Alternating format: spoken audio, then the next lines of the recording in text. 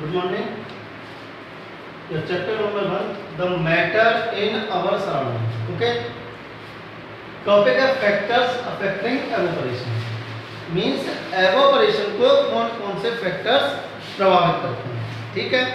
अच्छा, इससे पहले वाली क्लास में हम आपको तीन चीजें डिस्कस कर चुके हैं. Evaporation, vaporization and transpiration. And we also explain the differences in evaporation, vaporization and transpiration. There we discuss factors affecting evaporation. ठीक है. यहाँ हम डिस्कस क्या करेंगे कि कौन कौन से कारक एवोपरेशन को बाष्पीकरण को प्रभावित करते हैं. ठीक है. तो फर्स्ट है सरफेस एरिया, सेकंड है टेम्परेचर, थर्ड है strength of inter particle force, next है humidity and again speed of wind and nature of liquid. ठीक है. तो first we discuss surface area. Surface area, how to surface area affect the evaporation. इस surface area किस तरह से evaporation को प्रभावित करता है. ठीक है. तो evaporation is a surface phenomena है. जो एवोपरेशन है वो कैसी है? सरफेस फिनोमेना है. क्योंकि मैंने आपको बताया था एवोपरेशन में होता क्या है, वाटर या liquid change into vapour below the boiling point. कि एवोपरेशन की प्रक्रिया में क्या होता है कि जो लिक्विड है वो गैस में चेंज होता है, वो कब? Below the boiling point, boiling point से नीचे. ठीक है. तो जब बॉइलिंग पॉइंट से नीचे चेंज होगा तो ये कैसी फिनोमेना? सरफेस फिनोमेना है. इन सरफेस एरिया कितना है इस पे ये डिपेंड करेगी. लेकिन किस तरह से डिपेंड करेगी वो देखिए. तो the rate of evaporation increases on increasing surface area. ठीक है. तो ये कह रहे हैं कि जो सरफेस एरिया है, जो एवोपरेशन है, वो सरफेस एरिया के डायरेक्टली प्रोपोर्शनल है.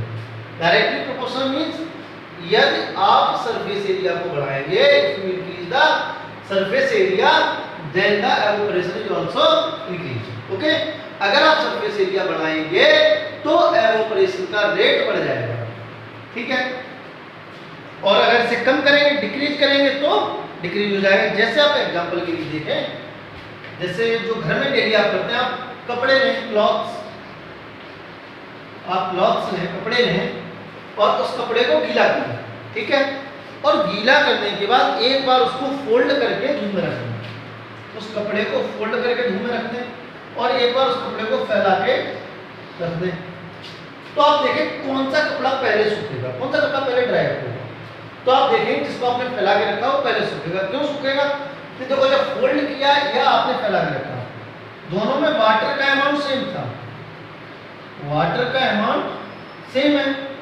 लेकिन होगा क्या, इस जो सनलाइट है वो एक लार्ज एरिया पे पड़ेगी, यहाँ सनलाइट जो है केवल इस एरिया पे पड़ेगी.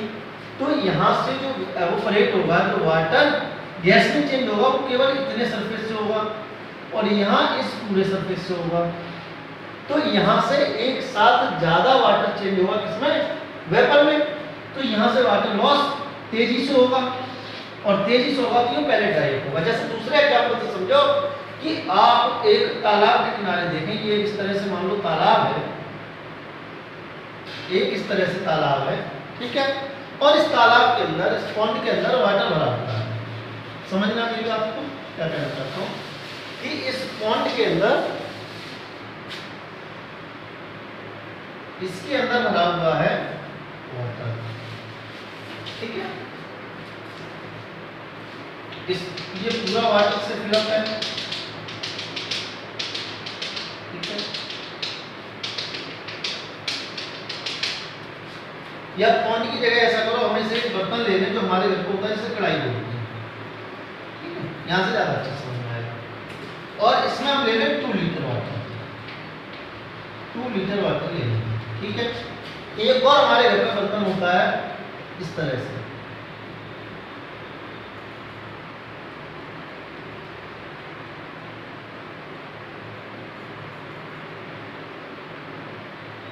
इस तरह से. ठीक है.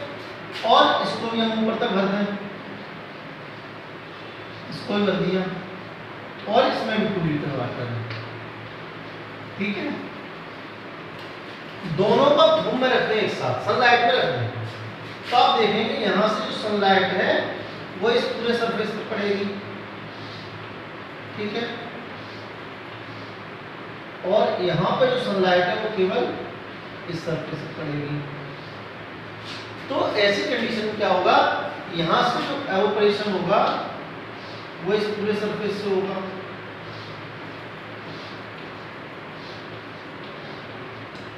और यहां से एवोपरेशन केवल इस सरफेस से होगा।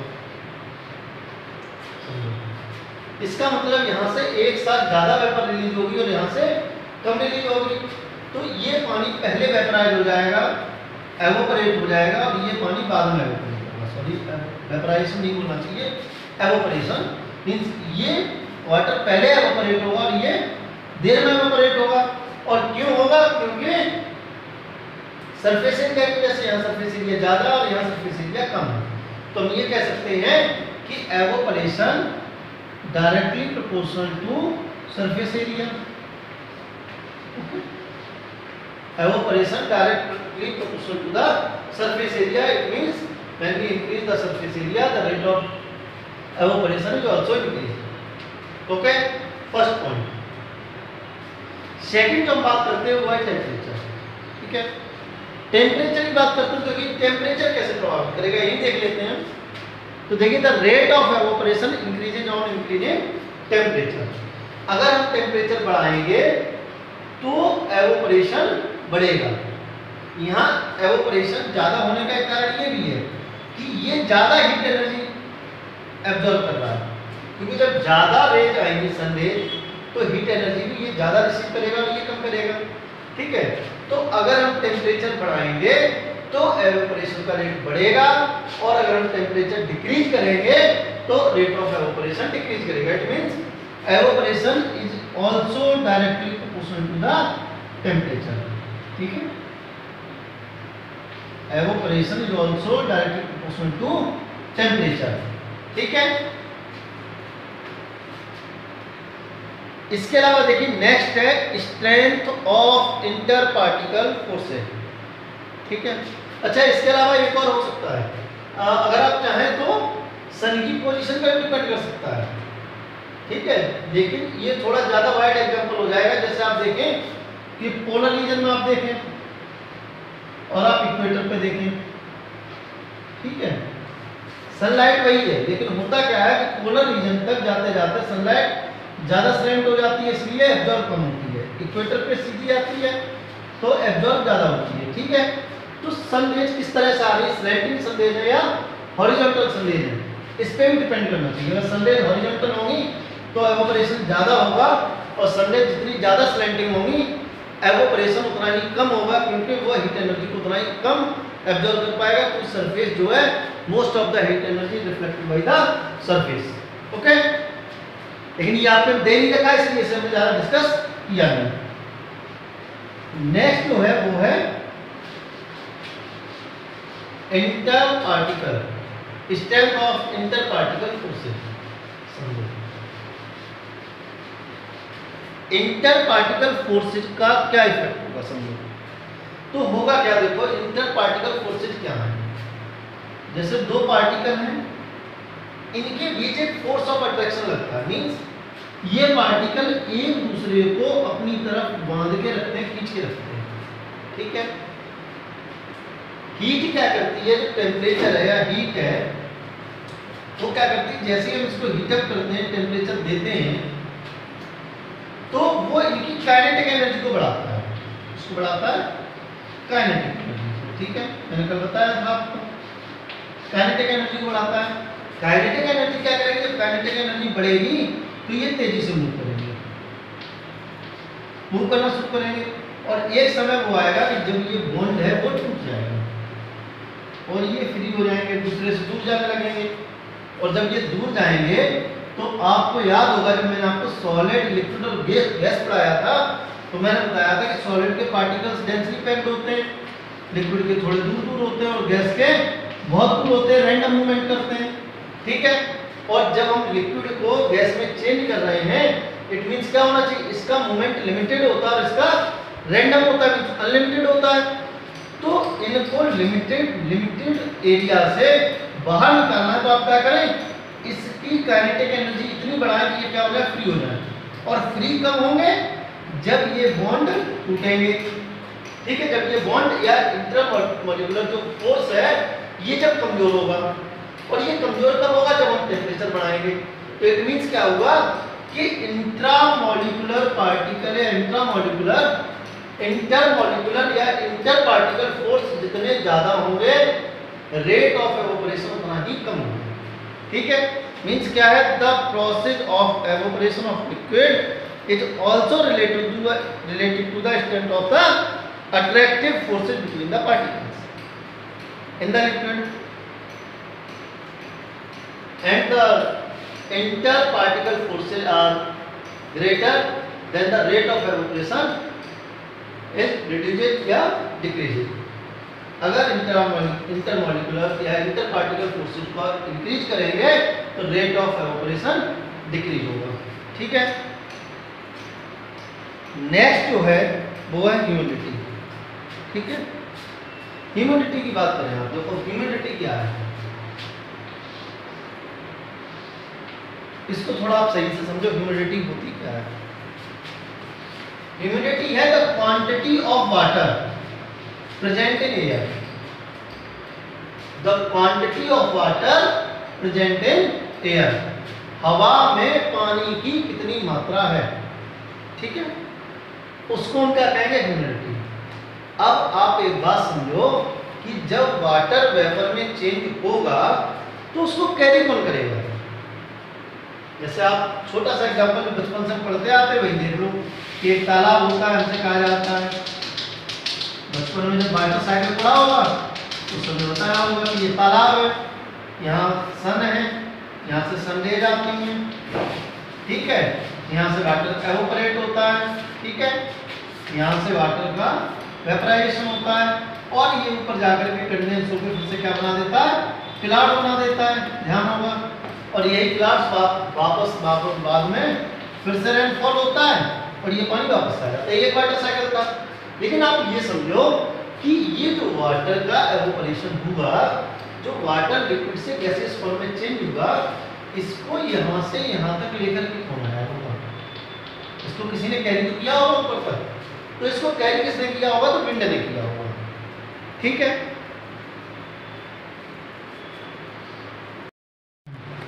तो देखिए हम बात कर रहे थे कि जब एवोपरेशन होगा और ये क्लाउड फॉर्मेशन हुआ तो इस वाटर वेपर को यहां से यहां तक कोई लेके आया होगा, इसको कैरी करने का काम किसने किया होगा।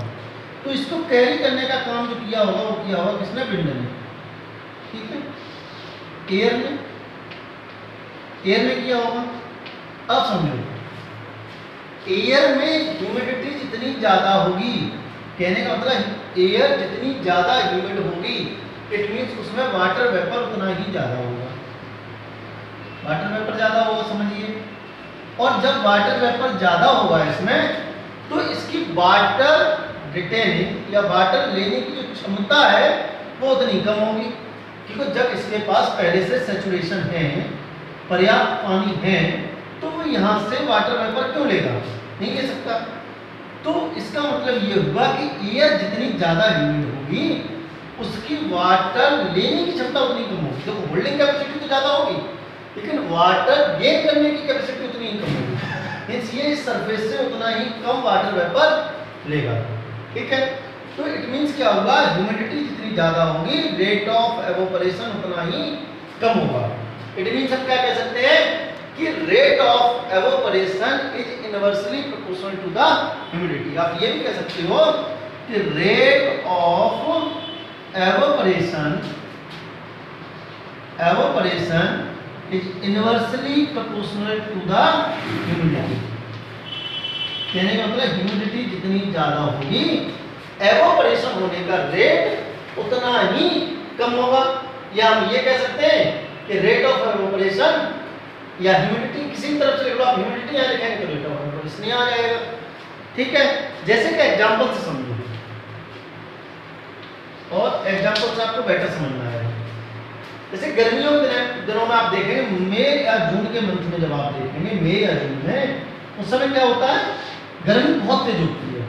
गर्मी तेज होती है तो एयर जो होती है वो ड्राई होती है, क्योंकि एयर के अंदर जो वाटर वेपर होता है वो खत्म हो जाती है, तो एयर जो होती है ड्राई होती है। तो गर्मियों के दिनों में क्या होता है कि जब आपको पसीना आता है तो वो पसीना तुरंत सूख जाता है। आप जैसे थके हुए आते हैं और अगर आप गर्म हवा में बैठ जाते हैं तो वो आपको थोड़ी ठंडी लगती है। क्यों ठंडी लगती है? क्योंकि जो आपकी बॉडी से जो पसीना था वो वेपराइज होता है, एवोपरेट होता है, और एवोपरेशन जो है वो कैसी प्रोसेस है, कूलिंग प्रोसेस है, ठीक है। एवोपरेशन हमेशा ठंडक देता है। जैसे आपने देखा होगा, एक एग्जांपल मैंने और बताया था कि आप पेट्रोल को अपने हाथ पे डाल दो तो आप देखेंगे थोड़ी देर बाद पेट्रोल एवोपरेट हो जाता है, और वो पेट्रोल जब हाथ से एवोपरेट होती है तो आपको हाथ पे ठंडक महसूस होती है। क्यों महसूस होती है? क्योंकि ये कूलिंग प्रोसेस है, क्योंकि ये हीट को ले लेती है, और जब हीट को लेगी, हीट एब्जॉर्ब करेगी, लेटेंट हीट ऑफ वेपराइजेशन आपको याद होगा। तो जैसे ही ये हीट आपके हाथ से ले लिया, वो आपको बता रहा था कि जब वाटर रिटेनिंग कैपेसिटी एयर की कम होगी, मतलब एयर में ह्यूमिडिटी ज्यादा होगी, तो एवोपरेशन कम होगा। जैसे एग्जांपल मैंने अभी बताया था कि आप गर्मियों के दिनों में देखेंगे जब मौसम हॉट होता है और एयर ड्राई होती है, ठीक है, हवा कैसी होगी, ड्राई होगी, मीन्स हॉट एंड ड्राई। तो आप देखेंगे ऐसे समय में जो पसीना होता है, स्वेट जो होता है, वो स्वेट शीघ्रता से एवोपरेट होता है, तेजी से एवोपरेट हो जाता है। वहीं जब आप देखेंगे जब क्लाइमेट होता है hot and wet, hot and wet, जैसे रेनी सीजन में, जो आजकल आप देख रहे हैं रेनी सीजन में, इस समय आप देखेंगे कि हवा में मॉइस्चर बहुत ज्यादा है, ह्यूमिडिटी बहुत ज्यादा है, और यही कारण है कि अगर आप पंखे के सामने ही बैठ जाते हैं तो आपको हवा महसूस नहीं होती। क्यों नहीं महसूस होती?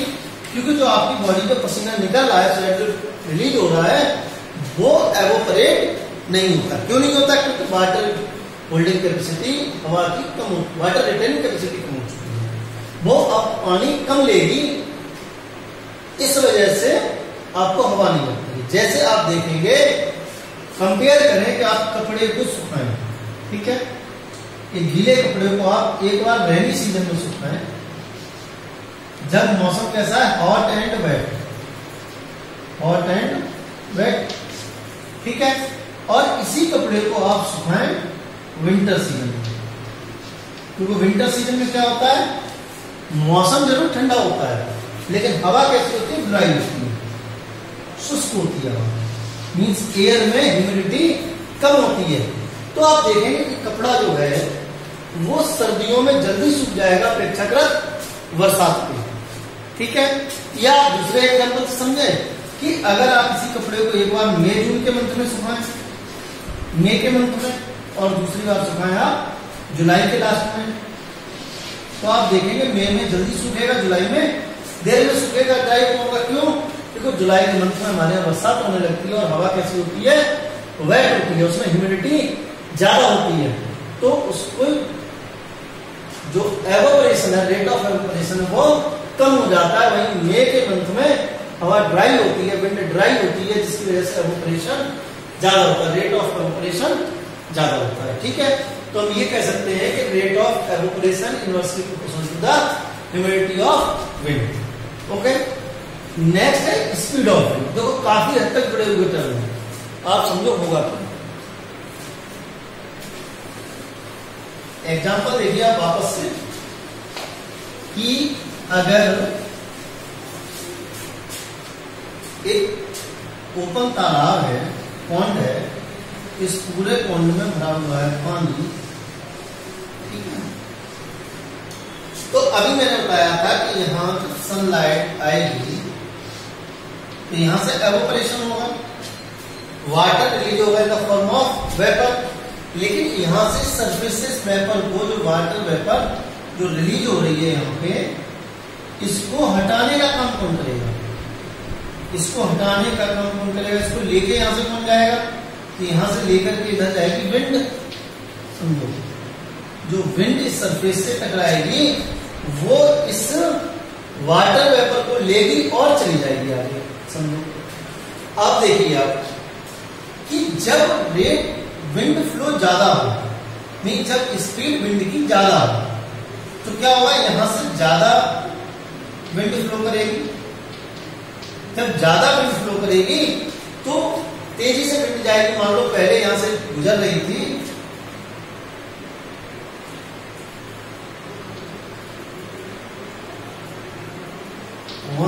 सीसी, ठीक है, पर क्यूबिक मीटर, 100 पर क्यूबिक मीटर जा रही थी विंड, मीन्स 1 मीटर पे 100 क्यूबिक विंड फ्लो हो रही थी, और ये बढ़ के हो गई मान लो 1000। तो क्या होगा, इट मीन्स अब कम समय में ज्यादा हवा यहां से फ्लो होगी, और जब विंड ज्यादा फ्लो होगी तो वो क्या करेगी, वाटर वेपर भी यहां से ज्यादा लेके जाएगी, वाटर वेपर भी यहां से ज्यादा हटाएगी, समझो, क्योंकि जब तेजी से विंड जाएगी तो यहां से तेजी से वाटर वेपर रिलीज होगा, डिस्प्लेस हो जाएगा, पीछे वाली हवा और लेके जाएगी। इट मीन्स क्या होगा बेटा कि जो रेट ऑफ एवोपरेशन है वो बढ़ जाएगा, और अगर विंड की स्पीड कम कर दी जाए तो यहां से वाटर वेपर कम डिस्प्लेस होगा, तो रेट ऑफ एवोपरेशन डिक्रीज हो जाएगा। इट मीन्स हम क्या कह सकते हैं कि स्पीड बढ़ने पे एवोपरेशन बढ़ रहा है, स्पीड कम होने पे, डिक्रीज होने पे एवोपरेशन डिक्रीज हो रहा है। It means rate of evaporation directly proportional to the speed of wind. जैसे आप देखेंगे कि आप कपड़े को सूखने डालें और एक दिन हवा तेजी से चल रही हो, विंड तेजी से फ्लो हो रही हो, और एक दिन हवा स्लो फ्लो हो रही हो, धीरे धीरे चल रही हो, तो जिस दिन विंडी डे होगा, हवा तेजी से चल रही होगी, उस दिन कपड़े जल्दी सूख जाएंगे अपेक्षाकृत किसके, जब हवा की स्पीड कम थी। ठीक है, तो आप ये एक ही एग्जांपल आप देख सकते हैं, आप एक्सपेरिमेंट भी करके देख सकते हैं।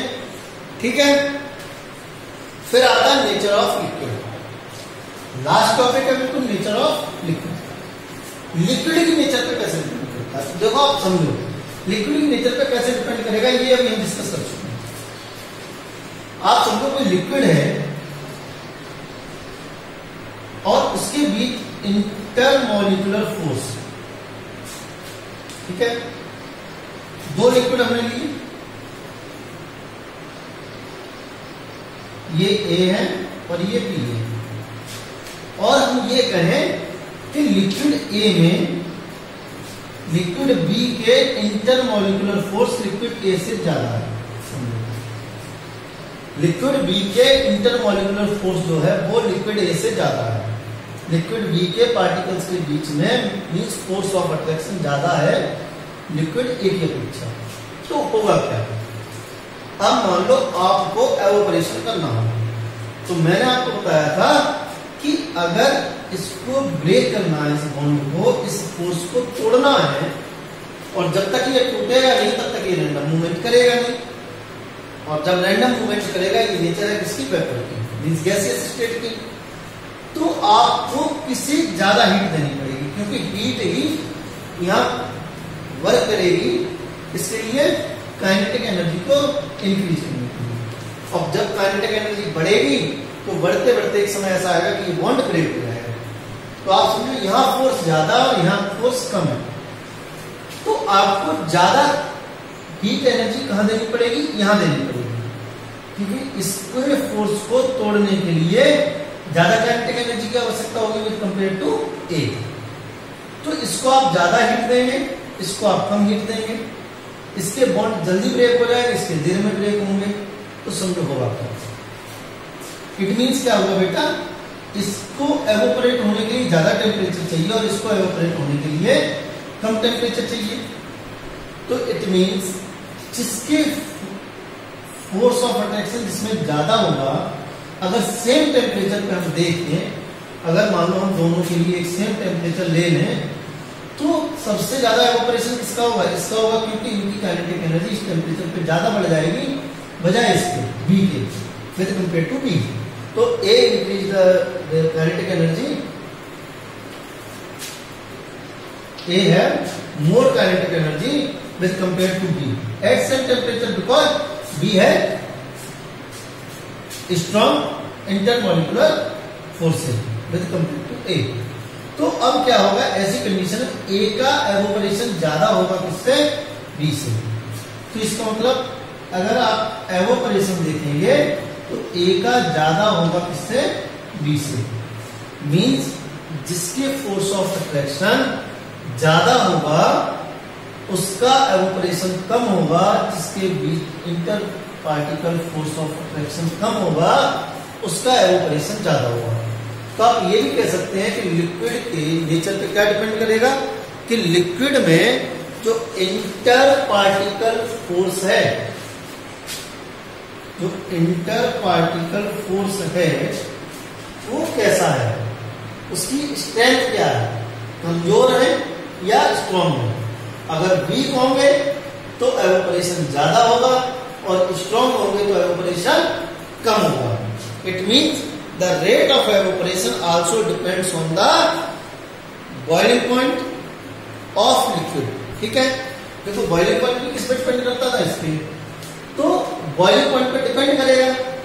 और बॉइलिंग पॉइंट किसका ज्यादा होगा, जिसके फोर्स ऑफ अट्रैक्शन ज्यादा होंगे। ठीक है, तो हम कह सकते हैं the liquid having lesser boiling point और weak inter particle forces have more tendency to evaporate. तो लिक्विड, दो लिक्विड है लेस बॉइलिंग पॉइंट और weak inter particle forces, this liquid have more tendency to evaporate. Okay, and decrease boiling point, अगर आप boiling point को क्या कर दें, डिक्रीज कर दें, तो जो रेट ऑफ एवोपरेशन है वो इंक्रीज हो जाएगा। ठीक है, एवोपरेशन बढ़ जाएगा। ठीक है, इसके साथ ही हमारा ये टॉपिक खत्म हो जाता है। तो हमने डिस्कस किया था क्या क्या, surface area, temperature, strength of inter particle forces, humidity, speed of wind and nature of liquid. वापस से मैं 2 मिनट के अंदर बता देता हूं कि सरफेस एरिया के डायरेक्टली प्रोपोर्शनल था। Means if we increase the surface area of the evaporation, then the rate of evaporation is also increased, and the temperature is also directly proportional to the rate of evaporation. Means if we increase the temperature, the rate of evaporation is also increased. Strength of interparticle forces. Interparticle forces, when those liquid have more strong interparticle forces, the liquid have low tendency to evaporate. Means the interparticle forces, the attraction या strength of the interparticle forces is inversely proportional to the rate of evaporation. Means interparticle strength को आप बढ़ाएंगे तो evaporation का rate घटेगा, decrease करेगा। ठीक है, ह्यूमिडिटी मैंने बताया था, ह्यूमिडिटी क्या होती है, the capacity of water presented, water vapour presented air. ठीक है, और ह्यूमिडिटी जितनी ज्यादा होगी, वाटर वेपर जितना ज्यादा होगा मिट्टी के अंदर, एयर के अंदर, उसकी वेपर लेने की क्षमता उतनी ही कम होगी। मीन्स एवोपरेशन उतना ही कम होगा। It means humidity means rate of evaporation inversely proportional to the humidity. ठीक है, फिर आया था स्पीड ऑफ विंड। तो मैंने बताया था स्पीड ऑफ विंड, तो स्पीड ऑफ विंड का क्या इफेक्ट था, तो the rate of evaporation increases on increasing the rate of speed of wind, because wind displace the water vapor from the surface of the water body। तो जो wind है वो क्या करती है, वाटर बॉडी की सरफेस से वाटर वेपर को डिस्प्लेस करने में काम करती है, हेल्प करती है। तो विंड की स्पीड जितनी ज्यादा होगी वो उतनी ही ज्यादा स्पीड से वाटर वेपर को डिस्प्लेस करेगी। It means rate of evaporation directly proportional to the speed of wind. Next था नेचर ऑफ लिक्विड। मैंने आपको बताया था nature of liquid. Nature of liquid में क्या क्या आएगा, strength of inter particle forces और बॉइलिंग पॉइंट। ओके, तो दोज लिक्विड या liquid the rate of evaporation is direct inversely proportional to the boiling point. Okay, means जिसका boiling point जितना कम होगा उसका रेट ऑफ एवोपरेशन उतना ज्यादा होगा, जिसका बॉइलिंग पॉइंट जितना ज्यादा होगा उसका रेट ऑफ एवोपरेशन उतना ही कम होगा। Thank you.